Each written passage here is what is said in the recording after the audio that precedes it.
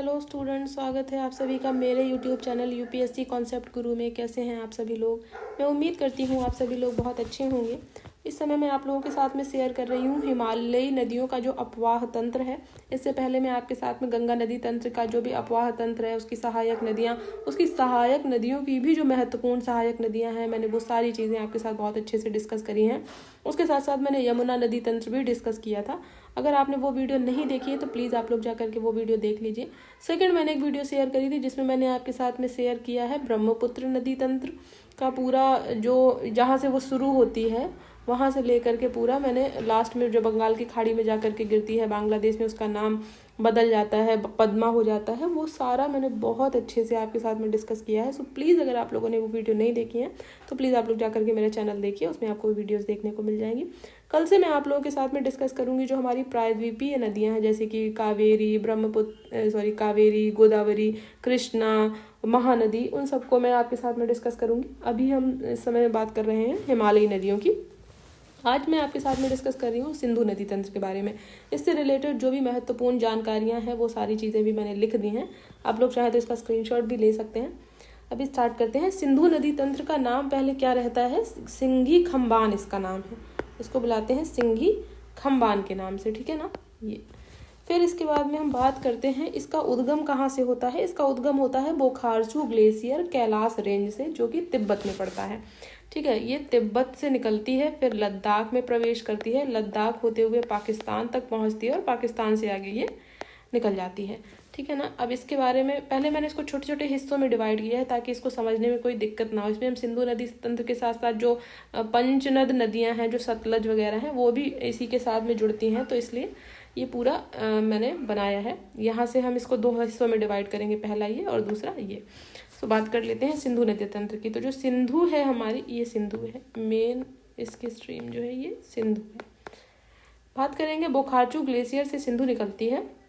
जैसे जैसे ये आगे बढ़ती है इसमें कुछ नदियाँ आकर के मिलती हैं। जैसे सबसे पहले नदी इसमें आकर के मिलेगी वो है श्योक नाम की नदी। ये श्योक नदी इसमें आकर के मिलेगी। दो इसकी सहायक नदियाँ हैं, एक है गलवान नदी, ये गलवान है, और दूसरी है नुब्रा नदी। फिर इसके बाद में जैसे आगे बढ़ती है फिर इसमें आकर के मिलती है सिगार नदी। सिगार के बाद में ये आगे बढ़ेगी, इसमें एक नदी आकर के मिलेगी गिलगिट नदी। गिलगिट की सहायक नदी है हुंजा, ठीक है।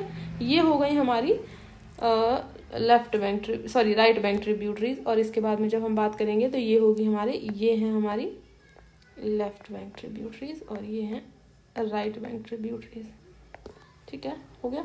इसके बाद में हम आगे बात करेंगे इसकी लेफ्ट बैंक ट्रिब्यूटरीज के बारे में। सो ये जो है यहाँ से जो निकल रही है ये है जास्कर नदी, ठीक है। और इसके बाद थोड़ा आगे बढ़ने पर यहाँ पर है एक द्रास नाम की नदी आपको देखने को मिलेगी। तो ये था हमारा सिंधु की पूरी कहानी कि सिंधु नदी जो है वो कैसे निकलती है। ये सिंधु का बात हो गई। ये वाली जो है ये हमने इसके बारे में बात कर ली, ठीक है।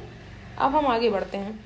सतलज नदी की बात करेंगे तो थोड़ा सा इसके बारे में आप लोग लिख लीजिए। सतलज नदी जो है वो तिब्बत जाती है, तिब्बत से निकलती है, हिमाचल प्रदेश, पंजाब, फिर पाकिस्तान में चली जाती है।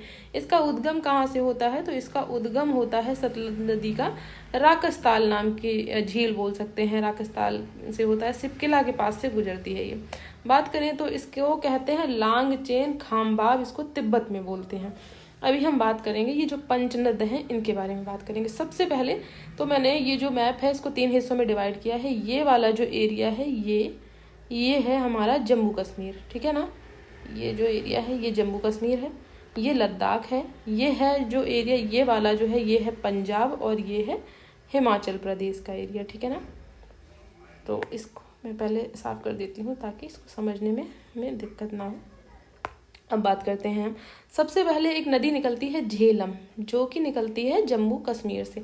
झेलम नदी निकलती है। झेलम के 2 सहायक नदियां हैं। सबसे पहली है ये किशन गंगा नाम की नदी, ये आ रही है, ये किशन गंगा, और ये पूंछ नाम की नदी, पुंछ भी बोलते हैं, ठीक है ना। ये झेलम की सहायक नदियां हैं। फिर इसके बाद में आगे बात करते हैं हम इसके बाद में फिर हम जैसे जैसे आगे बढ़ेंगे बात करेंगे हम। ये कलर्स को क्या हो गया, ये सारे आ नहीं रहे हैं, ठीक है। इसके बाद में यहाँ से एक नदी निकलती है हिमाचल प्रदेश से, जिसको हम बोलते हैं चिनाब नदी। ये चिनाब नदी निकलती है ये चिनाब जो है ये पंजाब में नहीं जाती, हिमाचल से होते हुए सीधा ये निकलती है जम्मू कश्मीर पहुंचती है, ठीक है ना। जब जम्मू कश्मीर ये पहुंचती है फिर इसके बाद में इसमें और ये जा कर के आगे इसमें मिल जाती है झेलम में। फिर इसके बाद में एक रावी नाम की नदी निकलती है, वो भी हिमाचल प्रदेश से निकलती है, ये थोड़ा सा पंजाब में भी जाती है ये, और इसके बाद में ये निकल जाती है जम्मू कश्मीर में, ये भी जा कर के आगे झेलम में मिल जाती है।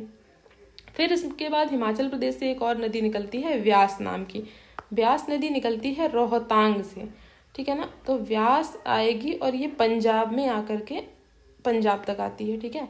फिर इसके बाद में एक नदी और निकलती है हिमाचल प्रदेश राकस्ताल से, सतलज नाम की, सतलज हिमाचल होते हुए पंजाब में जाती है और ये जाकर के दोनों नदियां यहाँ पर इस जगह पाकिस्तान में सॉरी पंजाब में आपस में मिल जाती हैं। कौन सी? व्यास और सतलज, ये दोनों नदियां यहाँ पर मिल जाती हैं और फिर ये सतलज ही हो जाती है जो कि आगे बढ़ते बढ़ते जाती है। यहाँ पर आकर के ये जो झेलम थी जिसमें सारी नदियाँ झेलम, चिनाब, रावी, ये जो आपस में मिल गई थी तीनों, ये यहाँ से आकर के इसमें मिल जाती हैं दोनों नदियाँ। फिर आगे बढ़ते हुए ये जा कर के सिंधु में मिल जाती है, सिंधु जो कि मैं आपसे ऊपर डिस्कस कर चुकी थी, सिंधु ये यहाँ से आकर के यहाँ गिरती है और इसमें मिल जाती है।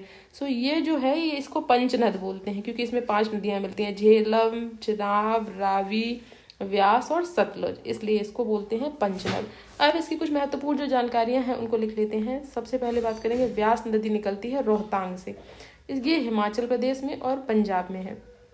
फिर इसके बाद में ये सतलज में मिल जाती है, इसी के ऊपर बना हुआ है हरिके बैराज, ठीक है, इससे हरिके बैराज से निकाली गई है इंदिरा नाम की नहर। फिर बात करते हैं रावी नदी की, रावी निकलती है रोहतांग से, ये भी हिमाचल प्रदेश में जाती है, जम्मू कश्मीर, पंजाब से होते हुए पाकिस्तान चली जाती है, ठीक है ना। फिर बात करते हैं चिनाब की, चिनाब निकलती है, चिनाब 2 जगह से, मतलब 2 नदियों का इस तरीके से बोल सकते हैं, चंद्रताल से निकलती है चंद्रा नदी और सूरजताल से निकलती है भागा नदी, ये दोनों मिलती हैं तंडी हिमाचल प्रदेश में और ये मिलकर के बनाती हैं, इन दोनों को मिला करके बाद में बोलते हैं चिनाब नदी। चिनाब आती है हिमाचल प्रदेश में, फिर जम्मू कश्मीर में और पाकिस्तान में चली जाती है। फिर बात करते हैं झेलम नदी की, तो झेलम नदी जो है वो श्रीनगर होते हुए वैनीनाग से फिर जम्मू कश्मीर से होते हुए पाकिस्तान में चली जाती है। इसके बाद में इसमें झेलम की 2 सहायक नदियां हैं, किशन गंगा और पूंछ नदी, ठीक है ना, और ये सारी लास्ट में जाकर के सतलज में मिल जाती हैं। तो ये था हमारा जो इसका पूरा जो इन्फॉर्मेशन थी वो मैंने आपके साथ में बहुत अच्छे से डिस्कस करी। इसकी कुछ और इन्फॉर्मेशन भी है, 1 लाइनर्स हैं जिसका मैं फ़ोटो इसमें ऐड करना भूल गई हूँ, अगर आप लोग लिखना चाहें तो मैं उसको बोल देती हूँ, आप लोग लिख लीजिए। सबसे पहले बात करेंगे इसमें सतलज और ब्यास के बीच में एक दोआब का क्षेत्र, मतलब कोई भी 2 नदियों के बीच को 2 नदियाँ हैं, मान लीजिए ये दोनों नदियाँ हैं, इसके बीच का ये जो एरिया है इसको हम बोलते हैं दोआब, ठीक है। 2 नदियों के बीच के स्थान को हम दोआब बोलते हैं। तो जैसे सतलज है और व्यास है, ये है व्यास, इसके बीच के ये जो स्थान है, ये जो खाली जगह है, इसको क्या बोलते हैं? इसको बोलते हैं हम सतलज और व्यास के बीच के स्थान को हम बोलते हैं दोआब को विस्ट दोआब, विस्ट दोआब, ठीक है। ये हमारा हो गया पहला। सेकंड हम बात करेंगे ब्यास और रावी के बीच में, ब्यास और ये जो दोआब है रावी के बीच में, ठीक है। तो इसका जो नाम है वो हो जाएगा